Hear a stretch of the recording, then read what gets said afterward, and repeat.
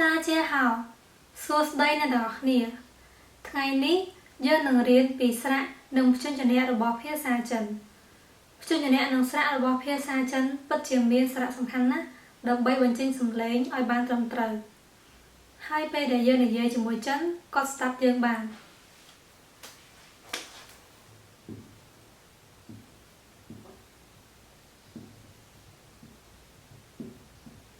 ព្យញ្ជនៈទី1ដែលយើងរៀនថ្ងៃនេះគឺ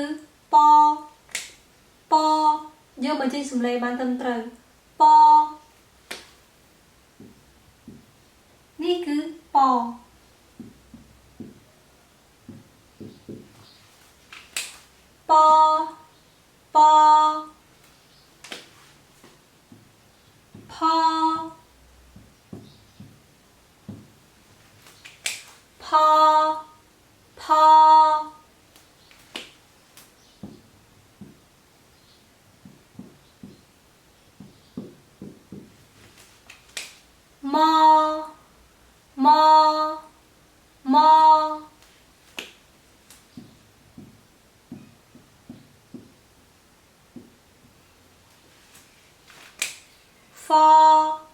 ហ្វ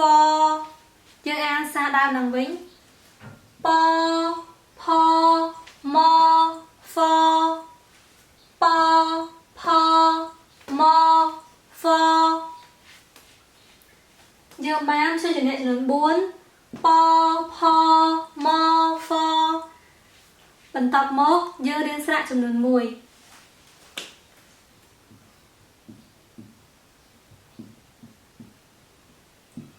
ស្រៈដំបូងគេដែលយើងរៀនគឺស្រៈអាឥ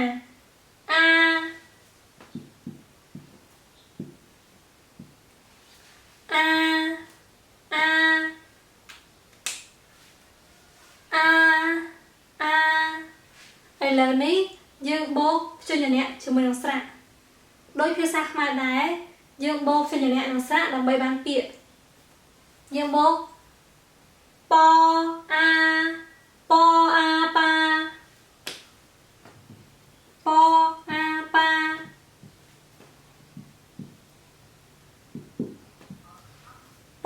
ាប៉ាបន្ទាប់មកផអាផាផអាផា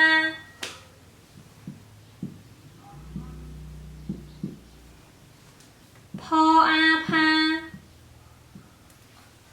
ផអាផាផអាផាម៉អាម៉ាម៉អាម៉ា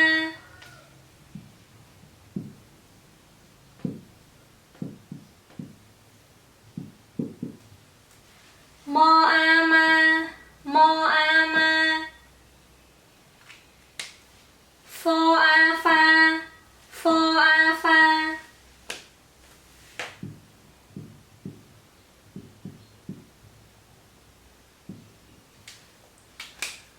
ហ្វអាហ្វាហ្វអាហ្វាយើងអានម្ដងទៀតប៉អាប៉ាប៉អាប៉ាផអាផា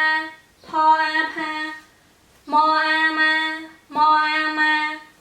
ហ្វអាហ្វាហ្វអាហ្វាប៉ាផាម៉ាហ្វាដើម្បីឲ្យអ្នកទាំងអស់គ្នាចេះអានត្រូវតែបញ្ចេញសំឡេងឲ្យបានញឹកញាប់ដូចនេះយើងអានឡើងវិញព្យញ្ជនៈចំនួន4ប៉ផម៉ហ្វស្រៈអាយើងបូកព្យញ្ជនៈជាមួយនឹងស្រៈប៉អាប៉ាប៉អាប៉ាផអាផាផអាផាម៉អាម៉ាម៉អាម៉ាហ្វអាហ្វាហ្វអាហ្វាប៉អាប៉ាផអាផាម៉អាម៉ាហ្វអាហ្វាប៉ាផាម៉ា